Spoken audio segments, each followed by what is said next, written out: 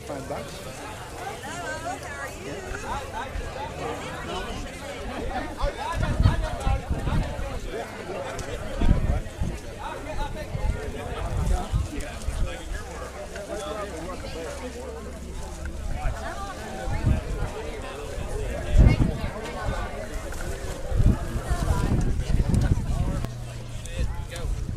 Marty Martin.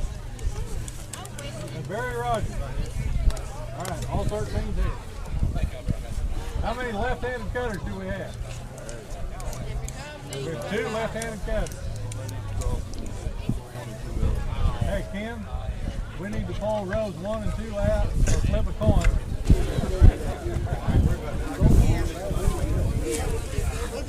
All right, all the spectators back. We need cutters and walkers only.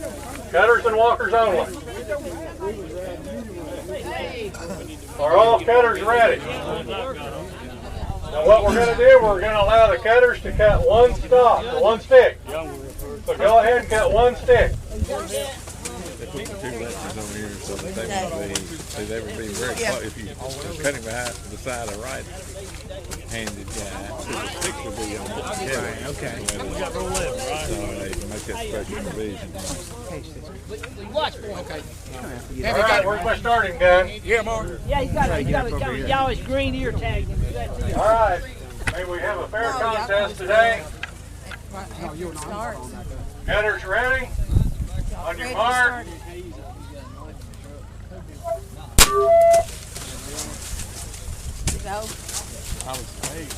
say that's going to be a good night out. Thing.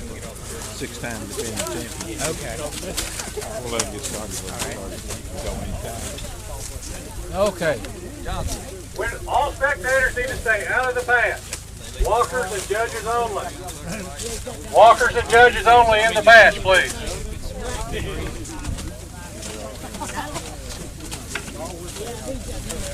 Oh, okay, that's the main thing. We need a meeting of all the judges over here by the golf cart, please. A meeting of all the judges. Over here at the end of the wagon.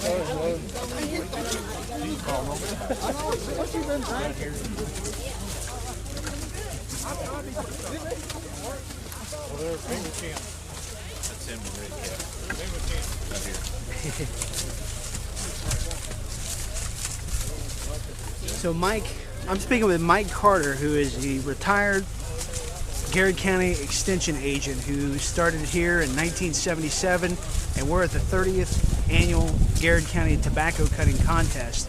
And Mike, you just recently retired a couple years ago, right? Right, Nathan, back in 2008 after about 32 years here, 37 with the service. Yeah, so given your role, you're extremely familiar with this process. Could you tell us a little bit about what's going on here, how they're being judged? Okay, sure. The techniques that these gentlemen are applying here today is not unique to our competition, obviously. It's the way that burley tobacco has been harvested for years and years, generations and generations. As you'll note on the video, they're simply using a tomahawk type of knife, of course called a tobacco knife, and a spear, which is a cone-shaped object turned upside down, if you will. Has a sharp point there on the end of the sticks, which are tobacco sticks. So you have your knife and spear, and you simply apply the technique that you're seeing there on the video to take this first step in the housing of tobacco. Of course, from here, the tobacco is allowed to wilt so that it's not real brittle and doesn't break up with the hauling process from field to barn or curing structure. And then after a few hours or a couple days of this, then it will be loaded onto the wagons, one stick at a time, and taken to the barn or curing structure, and where it will be hung for the curing process, which takes at least 4 to 5 weeks, and sometimes it will hang even till midwinter before the larger growers can process the tobacco. From there, once the leaves are cured and they turn sort of a chocolate brown, then they are stripped from the stalks and combined into what is called a bale. There are bale boxes in which the leaves are placed in. Once a certain quantity of leaves are in there, then there's some the strings go around the bales, and they're tied off and taken to the receiving centers for market. So it's quite a process. And how are the contestants being judged today? Okay. This is a scoring system that has been, shall we say, refined over the years. They accumulate gross points, and from that there's the potential for some deductions or penalty points. And of course the time is kept as to how long the process takes. They accumulate points in the gross point column by virtue of the number of sticks that they cut. There are to be 6 stalks on each stick, and if there are fewer than that, then there are penalty points applied. The stalks have to be speared or secured on the sticks so that they will continue to be on the stick throughout the process to the barn. So if it's split out or missed the spear or whatever, they are checked for that, and again, penalty points would apply for any split outs or any missed spearing. If the sticks fall over in the field, that's a penalty because of the fact that it makes it more difficult to handle, and it can be more damaging to the individual sticks. Once you deduct the penalty points from the gross points accumulated, we simply apply a formula to calculate the net points per minute, and that is net points divided by the time that each cutter takes to complete his assigned row, and then whoever comes out with the largest number, the most net points accumulated per minute of cutting time, is the champion. And then it's just consecutively down the list from that champion. The placings are determined based on that calculation. And there is a real skill to this competition. In fact, you were mentioning that one of the gentlemen we're following here in our row has been a multi-year winner. Is that right? Right. Alvin Stamper, who's from Laurel County, the London area here in Kentucky, down in southeastern Kentucky, is the defending champion, and he has won the competition in the last 6 years. You can tell how athletic most all these cutters are. There's a large degree of hand-eye coordination that is necessary for this particular endeavor. Have to be really skilled athletically, and obviously practice over the years leads to a more effective or a faster cutter. By the way, if the tobacco is mishandled, over the years there's been an occasion or two to disqualify a cutter for being really rough with the tobacco, and so they have to know what they're doing in order to handle the tobacco properly. And obviously, it's already apparent that all of these gentlemen are experienced cutters. There is a small entry fee that is charged to enter the competition, and that over the years has kept some of those wannabes, if you will, out of the competition. So. And can you talk a little bit about the farm we're on, and are these contestants compensated for cutting the tobacco in the field? Sure. The cutters are compensated. They're competing for about $1,400 worth of prize money collectively. And in addition to that, they are paid for the work that they do here today at the prevailing rate here locally, which is, to the best of my knowledge, it's still 12 cents a stick for each of these sticks on which there are 6 stalks. They would receive 12 cents. A good cutter can cut about 1,000 sticks a day in 6 to 8 hours. So if you do the math there, that particular person would then gross $120 for a day's work. Obviously, they won't cut all day long at the pace at which they're moving right now. This particular competition is over a patch, or in a patch here, in which each of these will cut just about 200 sticks. They'll cut one row, and then their competition will be finished. An interesting side note to the fact that they are being compensated is the fact that when we first started this competition, there was no compensation for the work that they did. They simply competed for the prize money. They didn't place in the money, so to speak. They didn't receive anything for their efforts. At the same time, we were involved in a situation where we purchased liability insurance for every competition, and that got to be very expensive. So sort of a hazardous endeavor here, as you can see, with the knives and the spears and so forth. So, in working with one of the local insurance companies, we found that if these guys were here by their own free will and working for the compensation, then the insurance that the individual grower has then would cover the competition as well. So it was quite a savings to the committee, the sponsors, to go that route, so to speak, and it added no expense to the grower, the host grower, except that he did have to pay to have his tobacco cut, which if his contest weren't here, he would have to have done anyway. So that economically, that was the reason that decision was made years ago. But to answer your question, I've gone around the barn a few times here, to use old Kentucky expression. To answer your question, the net points per minute are what are used to determine the winners here today. And, as I understand it, tobacco is a flexible crop where it can be grown in Connecticut, perhaps Missouri, but what really makes it unique, and why is it such an advantage to grow it here in Kentucky? Well, up until just a few short years ago, the crop was grown under a federal program through the USDA. And in order to, shall we say, be eligible to grow and market tobacco, in this case burley tobacco, you had to own a quota. To go back even further than that,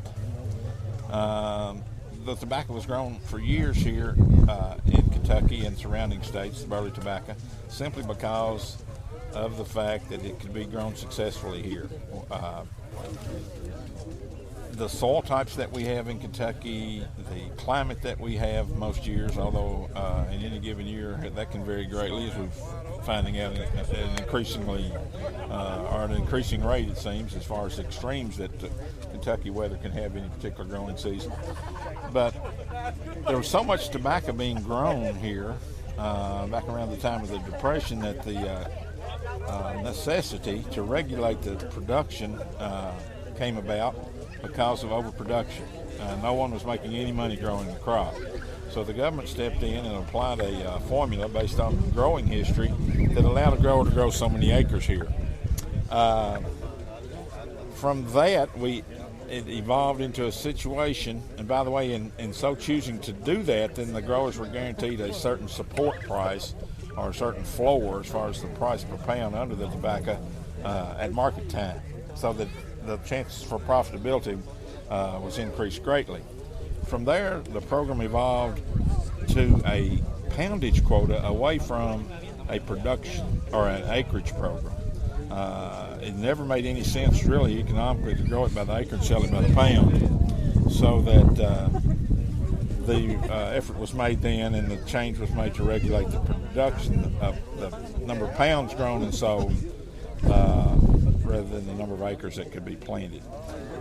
So really it goes back to the fact that we have the soils and the climate and the know-how here to grow the crop successfully. Obviously it can be grown in other parts of the country.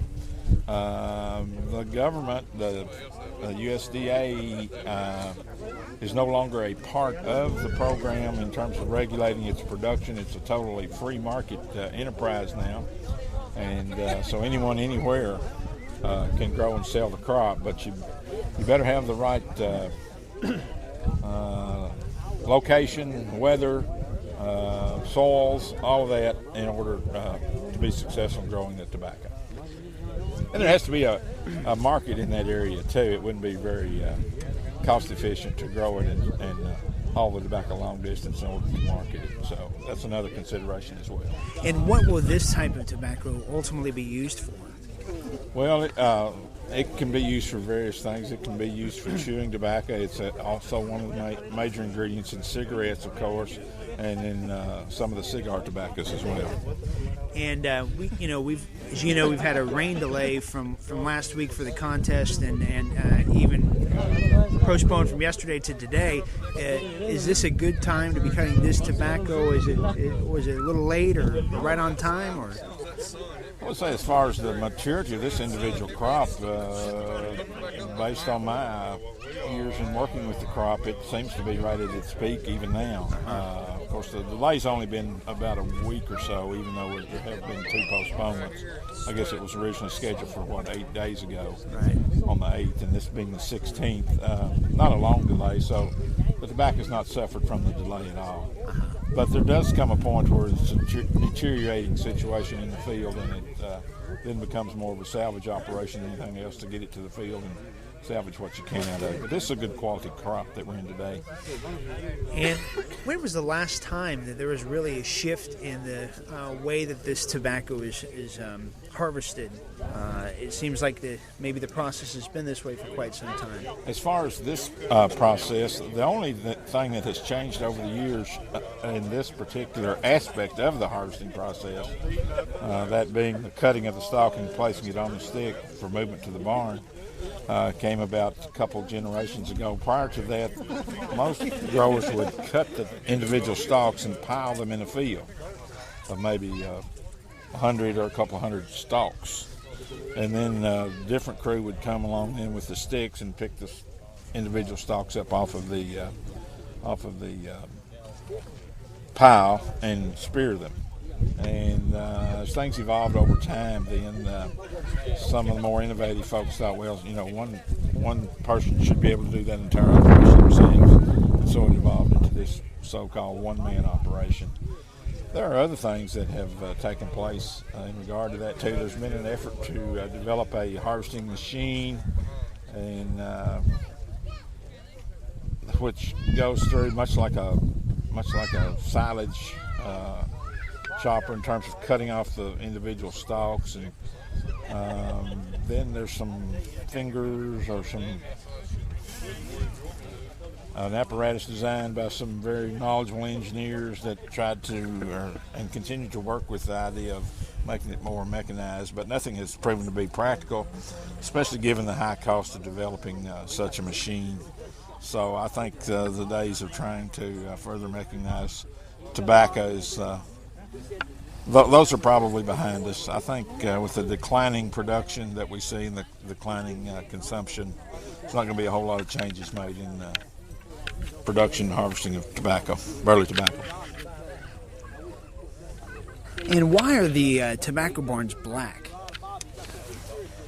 I think more than anything, it's just because the neighbor's barn is black.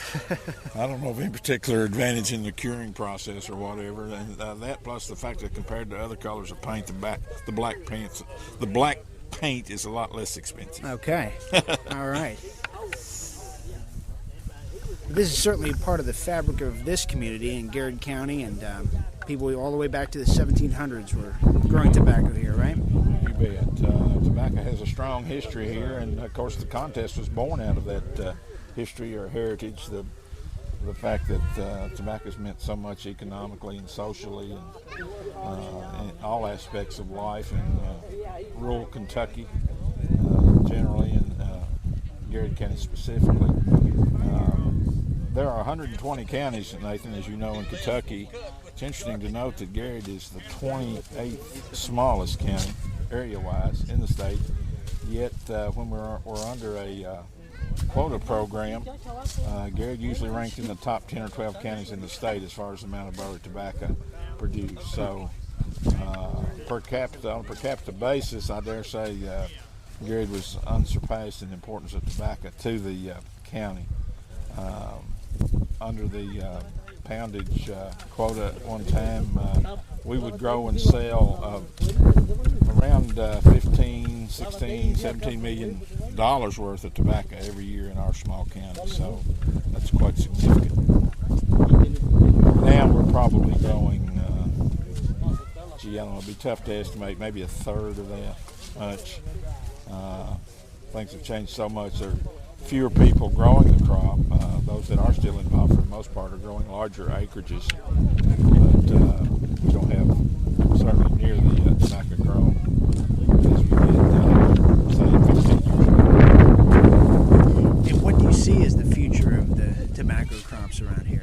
Well, that's a guessing game. There's still a huge demand for tobaccos of all type worldwide, and anymore it is a worldwide market like for any commodity, as opposed to being just a national demand situation or a national market situation. There are many countries in the world that grow growing tobacco. Many of those farms, they're owned by, sponsored by tobacco companies. To the best of my knowledge, the U.S. is the only country that has individual franchisees, if you will, growing and selling the crop. But the worldwide demand is still really good for all types of tobacco, as I mentioned. I think certainly for our lifetime, and for those even much younger than me, the next generation, so to speak, there's going to be an opportunity to grow and sell tobacco. It's going to be an ever-evolving market, and it's going to be very important to have a high-quality crop and to minimize as best you can those production costs in order for it to be profitable from year to year, so that you can continue to support your family, in part at least, with what you're able to make in terms of profit from your involvement in tobacco. And those farmers that were in tobacco for so long and have transitioned out of it, what have they transferred their efforts to in terms of farming? Many of those folks are advanced in years now and are in their retirement years. There was a stipend that was initiated in Congress that was essentially a buyout of quotas when the program ended, and that was quite an attractive sum of money, which added to the retirement portfolio of many of those folks that transition not only out of tobacco but from farming, mostly tobacco and other commodities as well, into retirement. Obviously that was not the case for all folks. For those that have remained active in farming, percentage of those continues to be involved in the growing and selling of tobacco on the open market, so to speak. But the vast percentage of them have really not turned to other new commodities. They've really expanded in areas with which they already had familiarity prior to the end of the tobacco program, that being beef production, in some parts of Kentucky, maximizing their grain production, corn, soybeans, and small grains, and so forth. But for the most part, the expansion's been in beef production in Kentucky. There are some horticultural crops that have caught on, and for a limited number of folks, that's presented an attractive opportunity economically, and some other things as well, like we have some goats and different things, but for the most part, it's been an expansion of the traditional production of commodities with which the folks, like I say, were familiar. And would you consider tobacco a hardy, low-maintenance crop? And what are the threats to the tobacco in the field? Well, tobacco is a high labor intensity crop as opposed to the production of most any other commodity that we can grow and sell in Kentucky. But it's a high dollar return crop. For instance, this tobacco here will probably, once it's cured and marketed, will probably weigh 2,500 pounds to the acre, and will probably bring $1.65 or 70 cents a pound, maybe a little more than that, which will net the grower something over $4,000 an acre. And, of course, we have limited acres of cropland in Kentucky, in this part of Kentucky anyway, so that's a real important consideration as to how to maximize the income from the small acreage that most of the farm owners here have. But some of the hazards, of course, are the weather, drought, hailstorms. There are certain disease threats and insects that have to be controlled. But most every year you can transplant your tobacco plants into the field in May or early June here in Kentucky and anticipate a good crop. The crop is not planted; it is transplanted.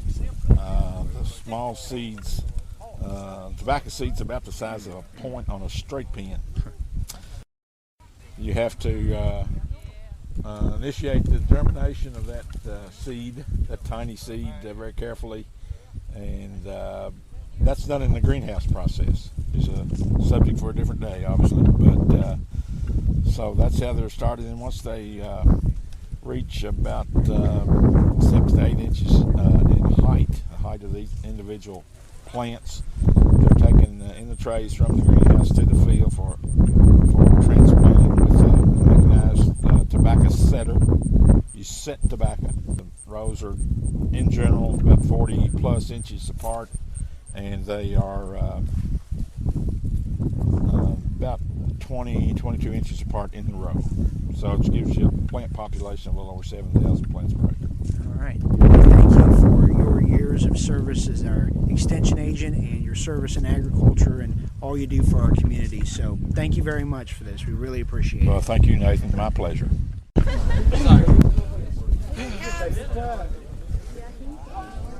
We're at the finish of the 30th annual Garrard County Tobacco Cutting Contest. And I also want to thank our Garrard County Extension Agent, Jay Hetzmansberger, and the Garrard County Ag Extension Office for all their hard work putting together this contest on Friday, September 16th. What a day. I thought mine was. Okay, we are. We're good shape. We're good shape. Now all we're going to do is push this one over here and get the tire. But then make sure you push it right back again. Oh, I am. Now push it back again, you just push again. Yeah. Okay. Yeah. Okay, hey, Dave. Push it down. Push it down. Here, y'all come. He's. Push it down. Get your reading. Right. Number 6. This is the 6-time champion here, coming in first place again.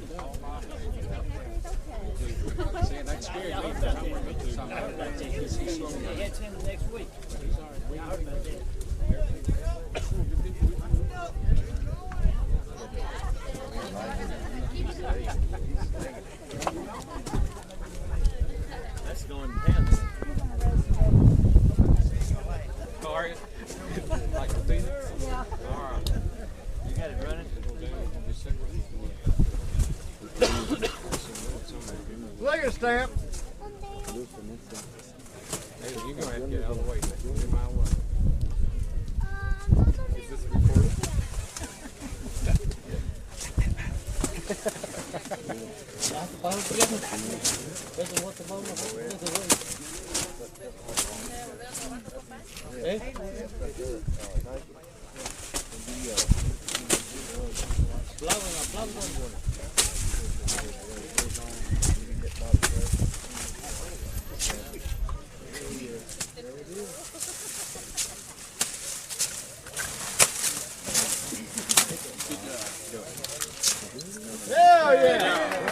Cutters out. Mr. Alvin Stamper. Alvin Stamper. That's awesome. Okay, that's good. All right, come down.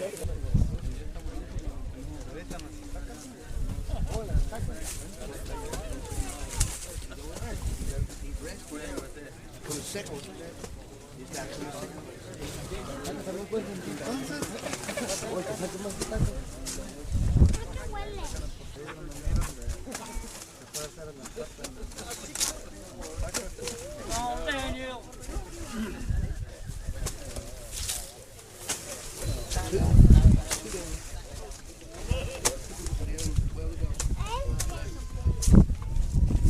Second cutter's out. I need a rope.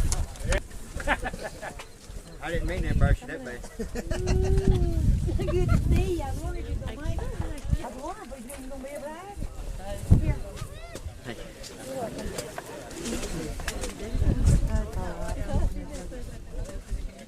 Lab over in Lincoln, take a day anyhow. Where you been? I know you are. Where you been? Oh, I'm getting a nice look. Well, why are you What row is this? There he is. I thought I missed him. Wayne. Is this boy?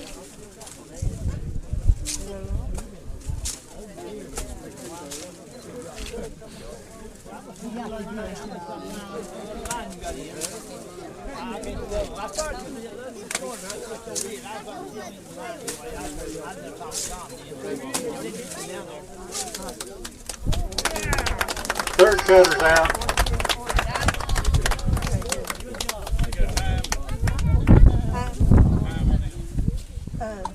42, 43. I guess. What's that? That road's too short. What's it?